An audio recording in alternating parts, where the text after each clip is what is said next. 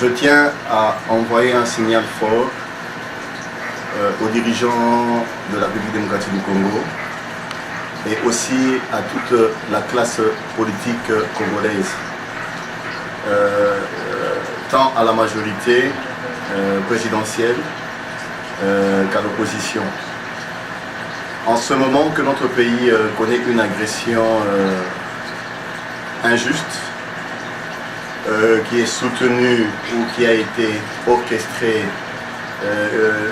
par le Rwanda, je demande à ce que tous les Congolais puissent s'unir et se mettre ensemble autour d'une même table afin de trouver des voies et moyens, que ce soit sur le plan politique, que ce soit sur le plan diplomatique ou que ce soit sur le plan militaire, pour mettre un terme à cette agression qui est injuste ou qui nous a été imposée par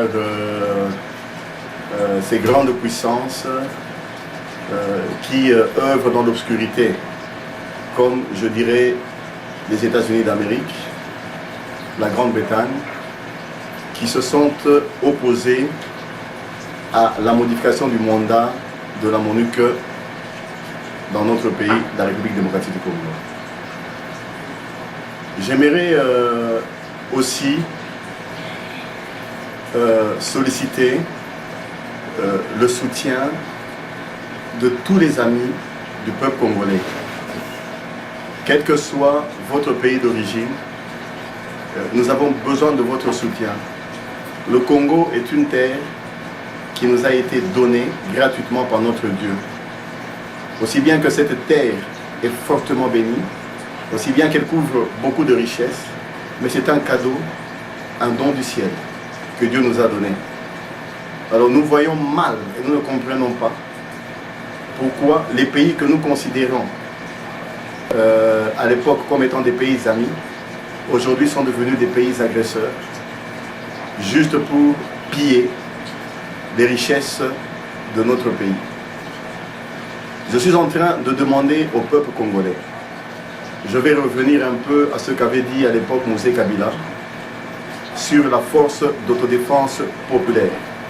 Cette force d'autodéfense populaire, elle est très importante en ce moment parce que le problème maintenant que nous avons ne concerne pas seulement le chef de l'État, le président Kabila ou son gouvernement et les militaires, mais c'est un problème qui concerne tous les Congolais. Alors la force d'autodéfense populaire, elle est très importante en ce moment. Elle doit se tenir debout, quelles que soient nos régions, quelles que soient nos tribus, mais nous devons en ce moment être unis pour mettre hors d'état de nuire cette agression qui nous a été imposée par le Rwanda et aussi par ses parents, dont j'ai cité si haut, les États-Unis et la Grande-Bretagne que nous connaissons tous. Je suis en train de demander en ce moment au peuple congolais de se mettre debout comme un seul homme et de s'enrôler massivement dans l'armée comme l'a demandé le président de la République, Joseph Kabila. Cela est très important. J'ai toujours dit, si nous pouvons tous, et même moi-même, prendre des armes aujourd'hui, je les prendrai d'une manière ou d'une autre pour bouter dehors notre ennemi, notre grand agresseur qui est le Rwanda.